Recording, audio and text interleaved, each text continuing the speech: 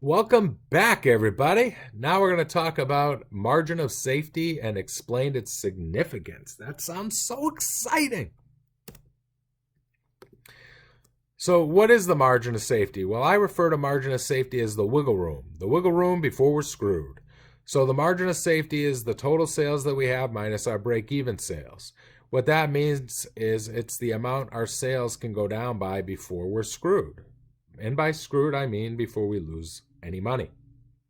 So for RBC, their margin of safety in sales dollars would be the difference between their actual sales of $250 and their break-even sales, which we figured out earlier was $200. So their sales can decrease by $50,000 before they have to worry about losing money. We could also get the answer in units by comparing the actual unit sales and the break-even unit sales, and we get 100 units. So their sales can go down by $50,000, and their sales in bikes can go down by 100 bikes before they have to start worrying about losing money. Is that 100 bikes or 50,000 good or bad? Well, I don't really know unless I convert it into a percentage. So the margin of safety percentage would be the margin of safety divided by actual sales, and we can do that in total dollars, which is what you see up here, 50,000 divided by the 250,000, or we could do it in the units. Remember, it was 100 units that they needed as their margin of safety, and they were actually selling 500 units. Either way, we're going to get 20%. The reason the margin of safety percentage is good is because it tells me how much wiggle room I have as a percentage. So if my margin of safety was $50,000, but my actual sales were like $1 million, $50,000 is not much wiggle room. By calculating it as a percentage, we can get a better indicator of how much wiggle room we have before we have to start worrying. The higher the margin of safety and the higher the margin of safety percentage, the more wiggle room we have and the more comfort we have. Because remember, as we're predicting the future, we could be off in our predictions. So this tells us how far we could be off before we have to worry about actually losing money. I showed you how you could get the margin of safety in units by comparing actual sales in units minus break-even sales in units. You can also get it by taking your margin of safety in dollars divided by your selling price. So this is no different than our break-even analysis. When you have the answer in dollars, if you want it in units, you divide by the selling price, and vice versa. So I know that the actual sales in units was 500, the break-even was 400, so the margin of safety in units was 100. If I multiply that by the selling price of 500, I can also go back to the answer in dollars, which is 50,000. So it goes both ways. You have the answer in dollars, you want it in units, you divide by the selling price. You have the answer in units, you want it in dollars, you multiply by the selling price. Coffee Clatch, back at ya. Let's take a look here. You can read through the question. It says, what's the margin of safety in cups? So take a minute, give it a pause.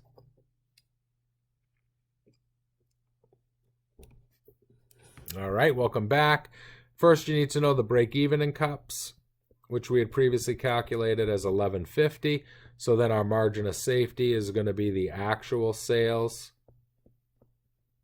in units minus the break-even sales in units. So our actual sales in units says they're selling 2,100 cups. Break-even was $11.50. So the difference would be our margin of safety in cups, 2,100 minus 1150, which is 950 cups. What does that mean? It means that the sales can go down by 950 cups before we need to worry about losing any money. And there it is all prettified for you, typed out, same answer.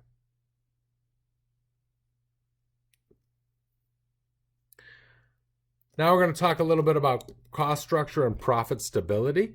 So cost structure refers to the relative proportion of fixed versus variable costs. Obviously, fixed costs are more risky for a manager because if you sell 0 units, you still have fixed cost. Whereas if you have variable costs and you sell 0 units, you have no variable costs. So having a high fixed cost structure can be more risky. But with risk, hopefully you've heard this saying, comes more reward. So we're going to talk about how we measure a company's cost structure. The advantage of a high fixed cost structure is that once you cover those fixed costs, your income is going to be higher in the good years compared to companies that have lower fixed costs. Basically, you're talking about jumping over a hurdle where fixed costs are your hurdle. So having a high hurdle makes it more difficult to jump over, but once you do, you're going to end up with a whole lot of profits. The disadvantage is it's a high hurdle. You might not be able to make it. So in bad years, you're going to lose more money than companies that have lower fixed costs. Companies with low fixed costs have greater stability in income across the good and the bad years. That doesn't mean it's better or worse. It's a function of, are you more risk averse or not? So companies that have higher fixed costs are more risk takers, but that can pay off when times are good. Likewise, it could screw you over when times are bad. How do we come up with a measure of how much we rely on fixed costs? Well, we're going to calculate what's called the degree of operating leverage, which is an indicator of how reliant we are on fixed versus variable costs. The degree of operating leverage is our CM over our NOI. The higher the DOL, the higher the fixed costs, which means the higher the risk. Again, that doesn't mean it's good or bad. It just means it's more risky. Likewise, the lower the DOL, the lower the fixed cost, and the lower the risk. If we have higher fixed costs, it implies we have lower variable costs. And if we have lower fixed costs, it implies we have higher variable costs. Simple example of this whole risk-reward thing would be, think about the Wit. Let's have a concert at the Wit. Pick your favorite artist. I won't name mine. You probably won't know who they are. All right, I will. Aerosmith. So I really love Aerosmith, and let's assume they came. They're still touring from time to time, even though the band is getting pretty old, far older than I am. But in any case, they come to the Wit, and we can pay them $1 million fixed, no matter how many units we sell, tickets that we sell, or we can pay them nothing and give them, say, $100 for every ticket we sell. Well, if we're selling tickets for, say, $200, if we sell no tickets, we lose $1 million. We have to pay them $1 million if we have that fixed cost structure. But once we get over that $1 million hurdle, the entire $200 ticket price is ours to keep. With the other scenario, if we're giving them $100 a ticket, if we sell nothing, we lose nothing. So that's great. Aerosmith won't be happy about it, but we will be as the Wit. But what it also means is for every $200 I sell in tickets, Aerosmith gets $100 and the Wit gets $100. So we're sharing the risk with Aerosmith in that example. Which is better? I don't know. If we sell a crap ton of tickets, it's probably better to go with the fixed cost structure. If we're worried that, that people at UNH aren't going to love Aerosmith as much as I do, then maybe we want to go to that variable cost structure. So one isn't better than the other. It really just depends on how you think things are going to be. If you think things are going to be great, then a fixed cost structure might be best. If you think things are a little iffy or we could have an economic downturn, then a variable cost structure would be better. So let's illustrate with our friends over at RBC. So given this information, we can figure out the degree of operating leverage. To do that, we're going to take our CM and divide it by our net operating income. So 100 over 20 equals 5. Is 5 high or low? I don't know. I'd have to compare it to another company. 5 seems a little high, but you really can only do it relative. So 5 is high compared to 3. 5 is low compared to 7. What can I do with that 5? Well, what the 5 tells me is how much my profit will be impacted given a percentage change in sales. So the higher that DOL is, the more impact profit has, or the more impact the change has on my profits. Now, if sales go up 10%, if we take that 10% times our degree of operating leverage of 5, it means profits will go up 50. But wait a minute, that may sound good, but please note the following. If sales go down 10%, profits are going to go down 50% as well. So what's better, a higher or lower DOL? If sales are going up, higher is better. If sales are going down, lower is better. Let's prove it. Here's a 10% increase in sales. So a 10% increase would be an increase in 50 bikes. We recalculate everything by multiplying the 550 times the 500 selling price, the 550 times the 300 variable cost. That gets us our CM, 275 minus 165 equals 110. We could also get that by taking 550 times the CM of 200. And then we take out our fixed costs, and lo and behold, our income went from 20 to 30, which is 10 grand. A 10% increase in sales resulted in profits going up 50%. How do I get that 50%? Well, 10 grand divided by the 20 grand I originally started with is indeed an increase of 50%. So it's a hell of a lot easier to use your degree of operating leverage to predict percentage changes in profits than it is to redo the entire income statement. So again, I'm not telling you whether high DOL is good or bad. It really depends. All I can definitively tell you is that a higher DOL means more risk. A lower DOL means less risk. With risk comes reward. More risk, more reward. Less risk, less reward. Coffee Klatch time. Let's take a minute and get Coffee Klatch's operating leverage. So give it a pause and try it out. And hopefully you're back. First thing I would do, I like shortcuts, so I'm going to start with CM rather than getting sales minus variable cost. I'd rather just start with my CM, which was $1.13. That was the selling price minus the variable cost, times the 2,100 cups.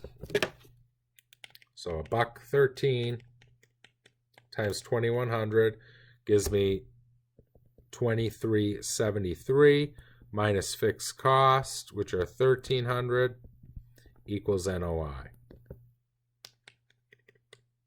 1073. Then I'm going to take my CM, 2373, divided by my NOI, 1073, and that'll give me my DOL, which is 2.21. You notice I like shortcuts because it also helps me not screw things up. If I did sales, I might say, oh, $1.49 times the 2,100 units, but then I might forget variable cost change and screw something up along the way. So the less work I have to do, the better. Plus, I suck at math, believe it or not, as an accountant. Pretty good with a calculator, but math is where I'm most likely going to screw up as opposed to the accounting side of things. So however you get to your CM and NOI is up to you, but once you do it, take your CM divided by your NOI, and that gets you your DOL. So 2.21 is the DOL. Here's the long version if you wanted to do it up the long way to get your CM and NOI. And then 2.21 is the answer, which means if sales go up 10%, profits are going to go up 22.1%. 10% times 2.21. Here's another quick check. It says if sales go up 20%, how much would operating increase? So you should be able to figure that out relatively quickly. Give it a pause. All right, to do this, I'm going to take my percentage change in sales times my DOL will give me my percentage change in NOI. So my percentage change in sales here is 20%. My DOL, I already forgot, but I think it was 2.21. It was. Wow, what was that? 2.21, and that's going to give me like 44.2, I think. So that means that if sales go up 20%, profit's going to go up 44%. Of course, if sales go down 20%, profit's going to go down by 44%.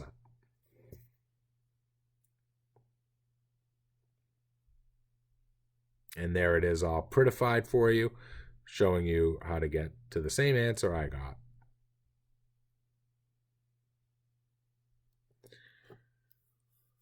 This just shows that we're not liars, that it actually works. This is a verification of the increase. So if sales go up 20%, that's what this represents, a 20% increase in sales.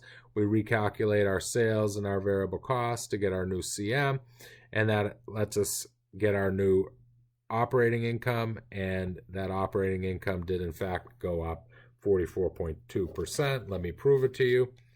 1548 minus 1073 is an increase of 505 over the original 1073. Let's see, I didn't do this in advance. I'm a little nervous. Drop my calculator even.